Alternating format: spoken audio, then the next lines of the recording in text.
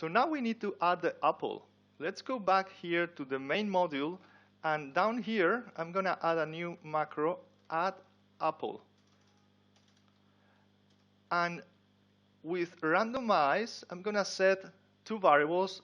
The apple row is going to be an integer of R&D times 24 plus 2, and the apple column is going to be an integer of R&D times, let's say, 14 plus 2. And here we're going to say cells, A row, A column, interior color, yellow. So the apple is going to be yellow.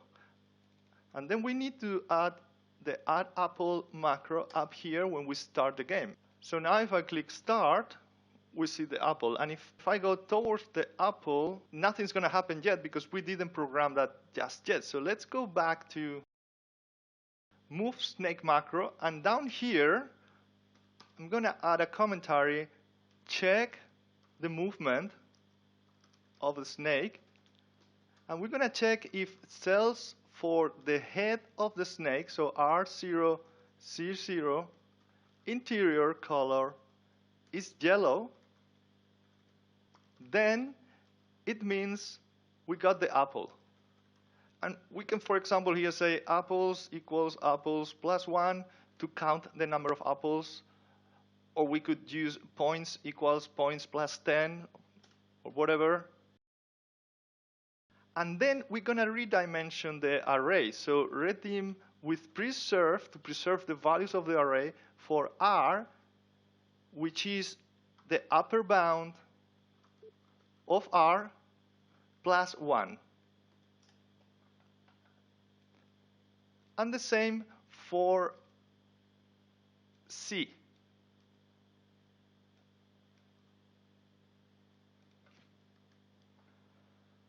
So initially we had 3 elements, 0, 1, and 2. Now when we eat the first apple, we're going to have 1 more element. So it's going to be 0, 1, 2, and 3.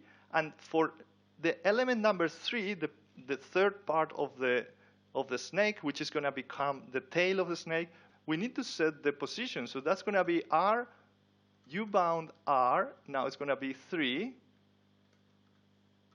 will be U bound R minus 1, so the previous.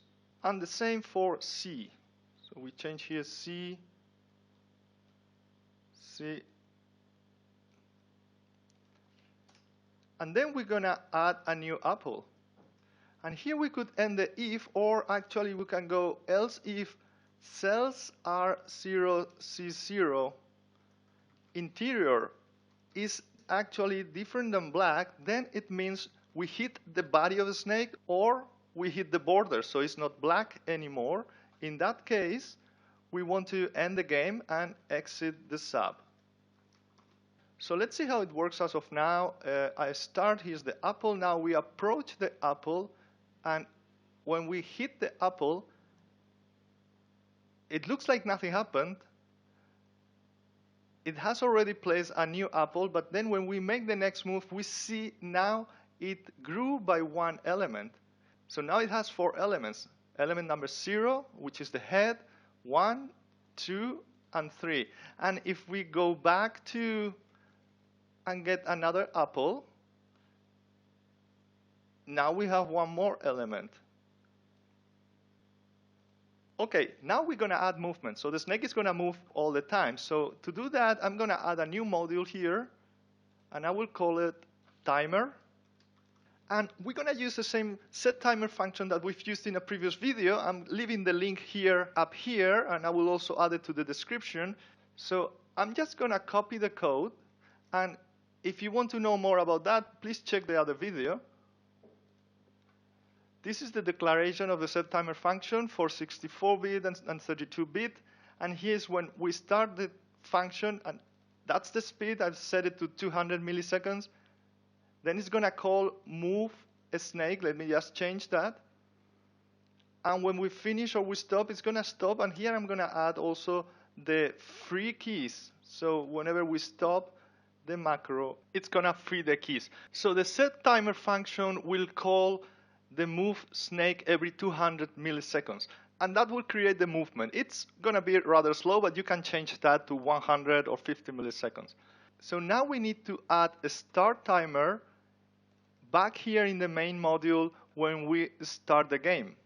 So after binding the keys, adding the apple, and showing the snake, we're going to start a timer, which is going to call move snake. And as soon as we hit the arrows and change the row increment or the column increment, it's going to start moving.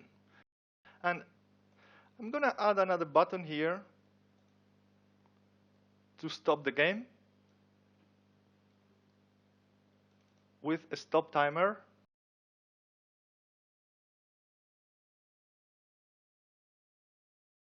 And whenever we hit the edge of the board or the body of the snake, we're going to exit the sub. But before that, we're going to stop the timer.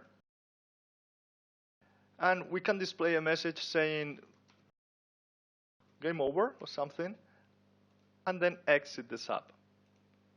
So let's see how it works. Now we can start a new game. If I catch the apple, it's going to grow. Keeps growing, as you see. Now, if it hits the edge or the body of the snake, it's game over.